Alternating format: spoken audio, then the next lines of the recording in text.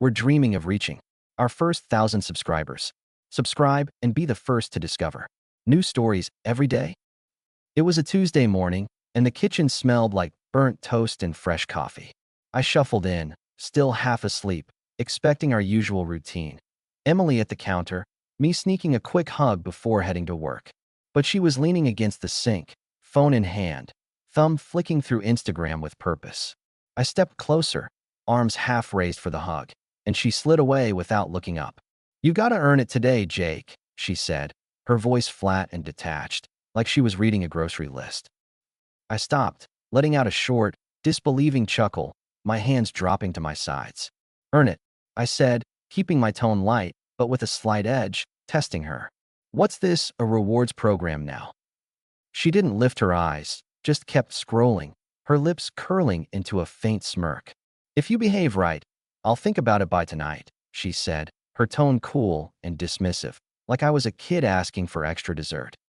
I leaned against the counter, arms crossed, watching her closely, her stiff shoulders, the way her thumb paused for a split second.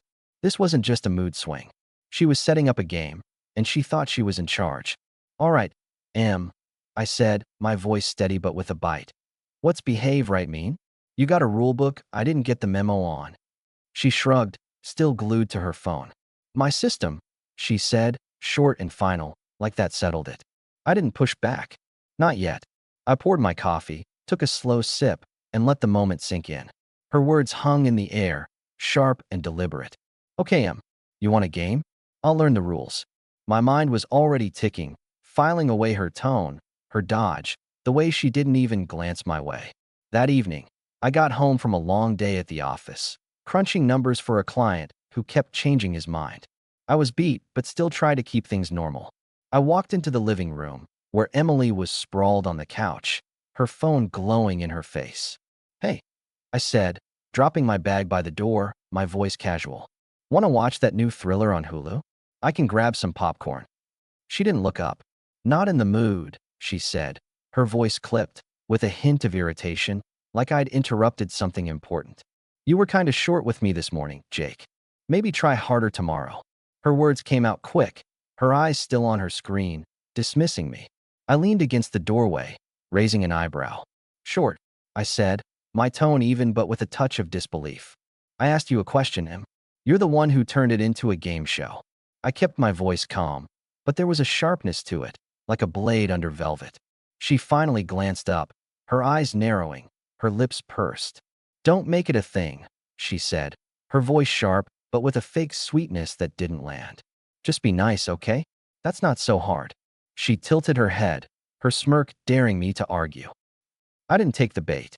I nodded, grabbed a soda from the fridge, and headed to the bedroom to change. "Nice, huh? All right, let's see how long this lasts." Inside, I was already keeping score, not her points, but mine. "You want me to guess what you want, then slap me for trying." "Got it. I'm done guessing." The next morning, I was up early, brewing coffee before work. Emily came downstairs, yawning, her hair messy in that oversized sweatshirt she always wore. I slid a mug her way, keeping it light. "Morning," I said, my voice neutral but friendly. "Sleep okay?" She took the mug, but barely looked at me, her eyes already on her phone. "You're trying too hard now," she said, her voice teasing but with a sting, like she was grading me. "It's not about coffee, Jake. It's about showing you care. Like, really care." Her tone was light, but her eyes flicked up, watching for my reaction. I leaned back against the counter, my smile fading. "So, coffee's not caring enough?" I said, my voice calm but with a dry edge. "You want me to write you a poem or something? Maybe a PowerPoint on how much I care?" I raised an eyebrow, keeping it playful but sharp. She rolled her eyes, sipping her coffee, her posture stiff. "Don't be dramatic," she said, her voice sharp, almost scolding. "Just do better." She turned and walked out, leaving me with the mug still warm in my hands. I stood there, staring at the empty doorway. Do better. Right. You want better? I'll show you better. My mind was already shifting gears, planning my next move. That night, over dinner, takeout pizza because neither of us felt like cooking, she laid out her new rules. We were at the dining table, the one we'd bickered over at IKEA 3 years ago, back when we were still figuring out how to share a life.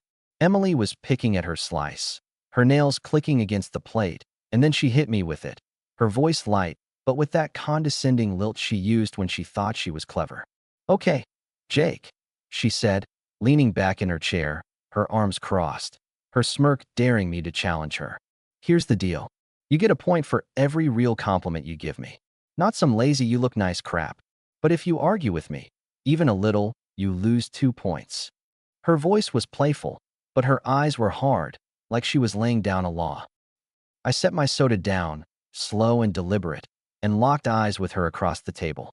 "So, let me get this straight," I said, my voice calm but with a sharp edge, my words measured. "You're keeping score now? Like, I hit 10 points and I unlock a hug? Or do I gotta grind for a month to get a date night?" I leaned forward, my tone steady but with a bite, watching her reaction. Her smirk flickered, just for a second, but she recovered fast, tossing her hair back. "Don't make it sound stupid," she said, her voice tight, with a hint of irritation. "It's just a way to keep things fair." She leaned forward, mirroring me, her eyes narrowing like she was daring me to push back.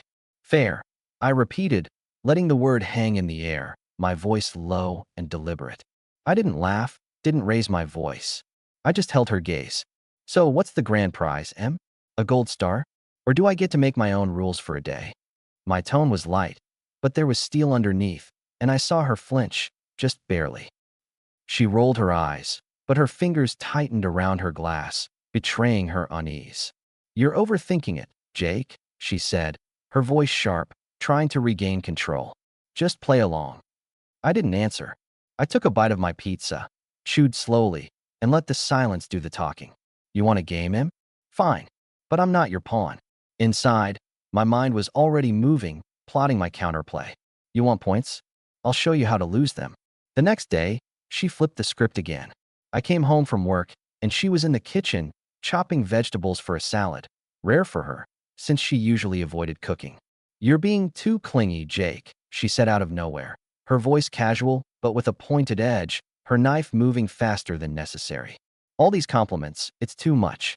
Give me some space." I paused, setting my keys on the counter, my expression neutral.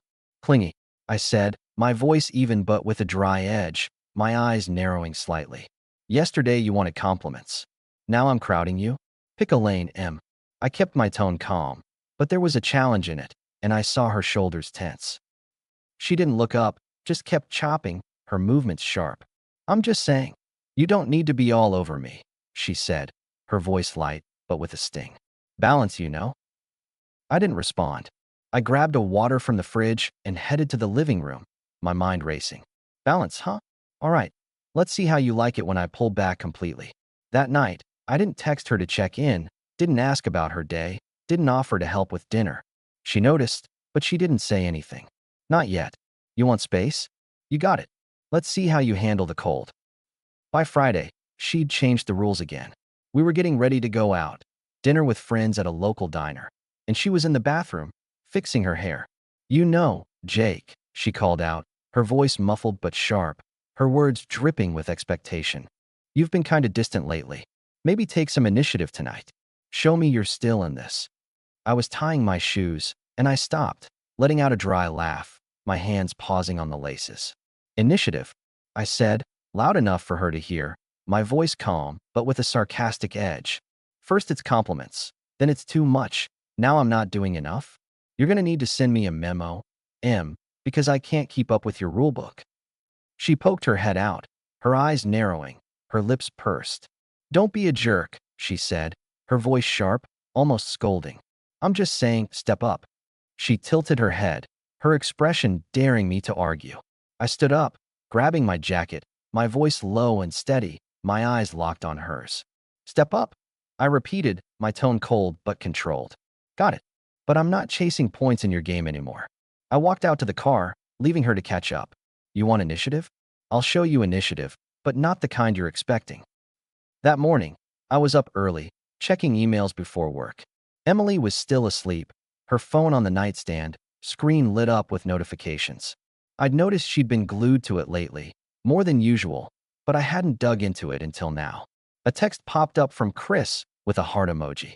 I didn't touch her phone, didn't need to. I just noted it, like a red flag on a map, my jaw tightening for a split second before I let it go. When she came downstairs, I was sipping my second coffee, already dressed. She yawned, stretching in her sweatshirt, and started scrolling through her phone. Then she froze, her eyes widening. "Jake," she said, her voice tight, almost accusatory. "Why is my Sephora order canceled?" I didn't look up from my laptop, my fingers still on the keyboard. "Oh, that," I said, my voice casual but with a cold edge, like I was discussing the weather. "I figured you didn't need it. You know, since we're all about earning things now, guess I decided you didn't earn it."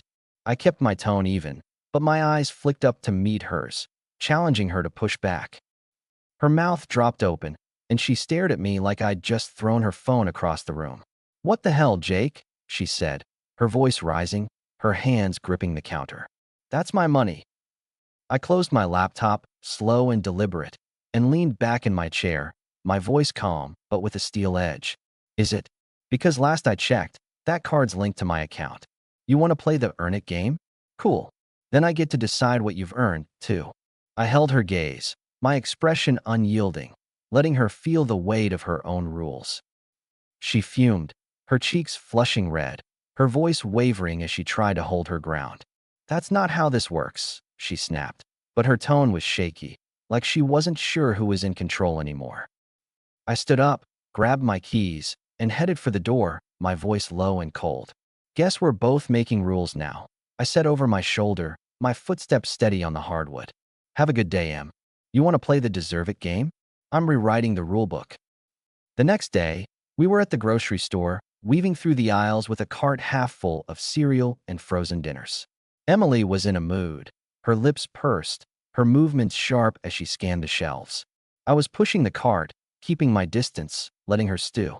She stopped by the snack aisle and turned to me with a fake sweet smile, her voice dripping with mock generosity. "Okay, Jake," she said, her tone light, but with a condescending edge, her eyes flicking over me like she was sizing me up. "If you're nice today, no sarcasm, no attitude, you might get a little reward later." She winked, her smile tight, like she was offering me a treat for good behavior. I raised an eyebrow, keeping my expression neutral, my hands resting on the cart. "A reward, huh?" I said, my voice calm but with a dry bite. "What's that, a pat on the head? Or do I get to pick what's on TV for once?" I tilted my head, mirroring her, my tone light but sharp enough to cut. Her smile tightened, her eyes narrowing. But she pressed on, ignoring my jab. "Just be good, okay?" she said, her voice sweet but with a nervous edge, like she was trying to keep control. "No games." I didn't answer right away. I reached into the cart, picked up her phone. She'd left it sitting there, unlocked, like she was daring me to notice, and scrolled to her messages. Another text from Chris, this one with a winking emoji. I held the phone up, my voice low but sharp, my eyes locked on hers. "This part of your be good rules, Em? Flirting with some dude named Chris while you're telling me to jump through hoops." Her face went pale, then red, and she snatched the phone from my hand, her movements jerky. "You went through my phone?" she hissed, her voice rising, drawing glances from a couple of shoppers nearby, her hands trembling slightly. I didn't flinch, my posture relaxed but my eyes hard. "Didn't need to," I said, my tone ice cold, my words slow and deliberate. "You left it open, Em. If you're gonna play the earn respect game, maybe delete your side quests first." I stepped closer, my voice dropping, each word like a hammer. "You want to set rules? Don't cry foul when I play better than you." She opened her mouth, then closed it, her eyes darting around like she was looking for an escape. "It's not what you think," she said finally, her voice defensive, almost pleading, her shoulders slumping slightly. "I don't care what it is," I said, my voice steady but cutting, my gaze unyielding. "You want to play games? Fine, but I'm not your pawn." I turned back to the cart, pushing it forward, leaving her standing there. "You thought you were running this show?" I just flipped the script. That evening, I made my move. After work, I stopped by the bank and closed our joint account. Opened a new one, just for me. I didn't touch her money. She had her own account, but I wasn't letting her dip into mine while she played her games. Then I went home, canceled my cards from her Netflix, her Spotify, her DoorDash. Everything she leaned on me for, gone in a few clicks.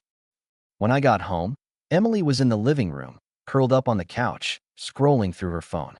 She looked up as I walked in, her eyes narrowing, her lips pursed. "What's with the Netflix?" she asked, her voice sharp, tinged with irritation. "It's saying my payment didn't go through." I dropped my keys on the counter and turned to face her, my voice calm but unyielding, my posture relaxed but firm. "Yeah, about that," I said, my tone cold but even. "I figured if we're playing the earn it game, my resources are off limits until you earn them. Fair's fair, right?" Her jaw tightened, and she stood up, crossing her arms, her voice rising with frustration. "You're being ridiculous, Jake. This is petty," she said, her tone sharp, her eyes flashing with anger. "Petty," I said, letting out a short, dry laugh, my voice low and controlled. "You're the one keeping score like we're in a reality show. I'm just following your lead. You want access to my stuff? Start acting like a partner, not a referee." I held her gaze, my expression hard, letting her feel the weight of her own rules. She glared at me, her voice shaking, trying to hold her ground. "You're blowing this out of proportion," she said, her tone loud, almost desperate. It was a joke. I stepped closer, my voice low and steady, every word deliberate, my eyes locked on hers. "A joke's funny, Em. This is you trying to control me. And I'm done playing along. You want a power trip? I'm cutting the cord." I grabbed my laptop bag and headed to the office room, shutting the door behind me. That night, I moved my clothes and toothbrush in there, too. Not a word, just action. I wasn't leaving the house, but I was done sharing space on her terms. The next week was a chess match. Emily tried to pull me back in. All smiles, and "How was your day?" texts, her voice soft and sweet, like she could flip a switch and reset the board. I didn't bite. I kept my distance, polite, but cold. I answered her questions, but I didn't start conversations. I didn't touch her, didn't sit next to her on the couch, didn't offer to make coffee. You want respect? Earn it. My actions were my answer, and she was starting to feel the chill. Wednesday evening, her friend Lisa came over. Lisa's one of those people who always seems to know everyone's business, always ready with a quip or a jab. They were in the kitchen, sipping lemonade, when Lisa called out to me in the living room, her voice teasing but with a curious edge. "Hey, Jake," she said, leaning against the counter, her eyebrows raised. "Em says you've gone all cold on her. You really don't feel anything anymore." I was on the couch, flipping through channels, and I didn't look up right away. I set the remote down, slow and deliberate, and turned to face her, my voice calm but firm, my eyes steady. "Feel," I said, my tone even but with a bite. "I feel plenty, Lisa. But I'm not jumping through hoops for someone who's keeping score on my every move. You'd get tired of that game, too." I leaned back, my expression neutral, letting her process it. Lisa's smirk faltered, and she glanced at Emily, who was staring at her glass, her fingers tied around it. "Fair point," Lisa said, her voice lighter now, like she was trying to defuse the tension. "Just saying, it's weird seeing you two like this." I shrugged, my voice low and steady. Weird's what happens when someone thinks they can run a marriage like a game show. I turned back to the TV, dismissing the conversation. "You want to drag your friends into this, Em? I'll play." Later, as I passed through the kitchen to grab a water, I overheard Lisa talking to Emily, her voice low but clear. "He's not scared of you, Em," she said, her tone half teasing, half serious. "That's what's driving you nuts, isn't it?" Emily didn't answer, but I caught the way her shoulders tensed, the way her hand froze on her glass. I kept walking, my mind clear. "You're starting to see the cost, Em. Keep playing." Saturday night, we were at a barbecue at our friend Mike's place. Mike's a good guy, works construction, always has a story about some job site disaster. His wife, Sarah, was there too, chatting with Emily and a couple of other women from the neighborhood. I was by the grill with Mike, flipping burgers, the smell of charcoal heavy in the air, when Emily's voice cut through the chatter. "Jake, can you grab me a lemonade from the cooler?" she called, her tone sweet, but with that edge I knew too well, her smile tight and performative. It was a test, a little jab to see if I'd jump. I didn't look up, just kept flipping a burger, the sizzle filling the pause. "Cooler's right next to you, Em," I said, my voice calm but firm, my hands steady on the tongs.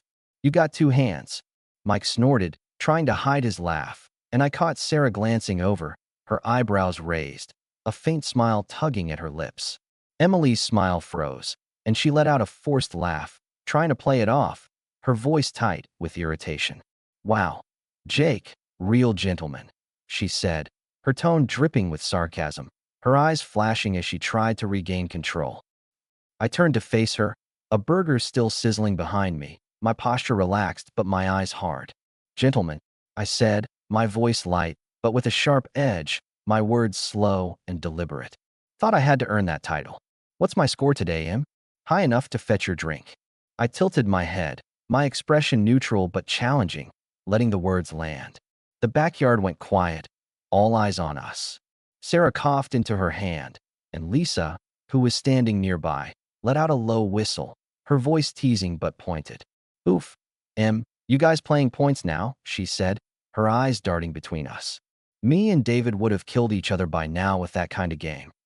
Emily's face flushed, her smile faltering, but she tried to laugh it off, her voice shaky.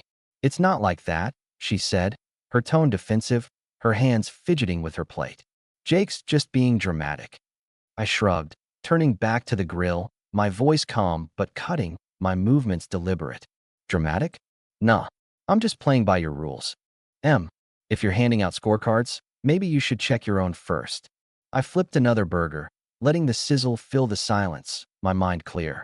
You wanted a show? I made you the star. Enjoy the spotlight. As the night wound down, Mike pulled me aside near the cooler, his voice low, his expression serious but with a hint of amusement. Man, I thought me and Sarah had some heated arguments, he said, cracking open a soda. But she doesn't put me on a point system for being her husband. You did the right thing, calling her out. He gave me a nod, his eyes steady, like he was saying, I got your back. I nodded back, my voice low and steady. Thanks, man. She's got to learn respect's a two-way street. Mike's words stuck with me, a reminder I wasn't alone in seeing through her games. You're not running this alone, Em. The crowd's starting to notice. As we left, Emily tried to save face, linking her arm through mine as we walked to the car, her touch tentative. I pulled away, not hard, just enough to make it clear, my posture relaxed but firm. Jake, she said, her voice low and tense, her eyes searching mine. You embarrassed me back there. I opened the car door, my voice cold but even, my eyes locked on hers. You embarrassed yourself, Em. You want to run a game.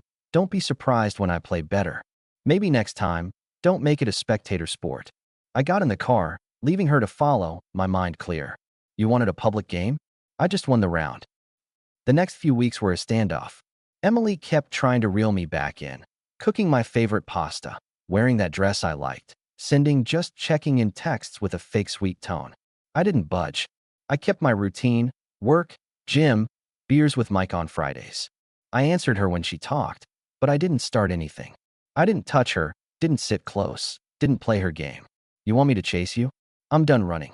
One night, she cornered me in the kitchen, her arms crossed, her voice low and tense, her eyes searching for a crack in my armor. Jake, what's going on?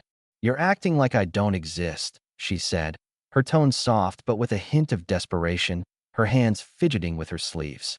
I leaned against the counter, sipping a soda, my eyes locked on hers, my voice calm but sharp. I'm just following your lead, Em, I said, my tone cold but controlled, my words deliberate. You wanted me to earn your attention. Now you've got to earn mine. That's how this works, right? I set my soda down, my movement slow, letting her feel the weight of her own rules. Her face crumpled, and for a second, I thought she might cry, her eyes glistening. But she didn't. She just stood there, searching for words, her shoulders slumping. I didn't mean for it to go this far, she said finally, her voice barely above a whisper, her hands dropping to her sides. I leaned forward, my voice steady and cold, my eyes unyielding. You set the rules, Em. You made it a game. I just played better. If you want a partner, not a player, figure out what respect looks like. Because I'm not chasing your approval anymore. You wanted control? Now you've got consequences. I turned and walked out of the kitchen, leaving her standing there, her footsteps silent on the hardwood. 2 months later, I was at a coffee shop, grabbing a latte before work. Emily was there, sitting at a corner table, scrolling through her phone, her posture tense. She looked up, saw me, and her face softened, like she was trying to hit rewind, her eyes searching mine. Jake, she said, her voice hesitant, almost fragile, her hands fidgeting with her cup. Can we talk? I grabbed my coffee and walked over, but I didn't sit, my posture relaxed but firm. Sure, I said, my tone neutral, my eyes steady. What's up? She looked down at her cup, her fingers tightening around it, her voice low and shaky. I messed up, she said, her eyes darting up to meet mine, then away. I didn't realize how much I was pushing you away. I'm sorry, I nodded, taking a sip of my coffee, letting her words hang, my expression unyielding. I hear you, I said finally. My voice calm but firm, my words slow and deliberate. But sorry doesn't undo the game, Em. You wanted a player, you got one. But players don't settle, they win and move on. I stepped back, my tone cold but controlled, my eyes locked on hers. Her eyes welled up, and she reached for my hand, her voice breaking. I just want us to be us again, she said, her hands trembling, her face crumpling. I pulled my hand back, just enough to keep the distance, my voice steady and cold. Us was a two-way street, I said, my tone low and final, my eyes unyielding. You made it a race, and I'm done running. You want to be partners? Start with respect. But don't expect me to wait around while you figure it out. You wanted a game? I'm out of the arena, and you're left with the scoreboard. I turned and walked out, leaving her at the table, her silhouette small in the corner of my eye. I didn't look back. My life was good. Work was steady. I was hitting the gym, playing pickup basketball with Mike and some guys from work. Sometimes I'd see Emily at the gym, trying to catch my eye, probably hoping to earn someone's attention again. I'd nod, keep walking, and not look back. She'd watch, I knew it, but I didn't need her gaze anymore. I'd set my boundaries, and I was living by them. Respect's earned, Em. And I'm worth more than your scorecards.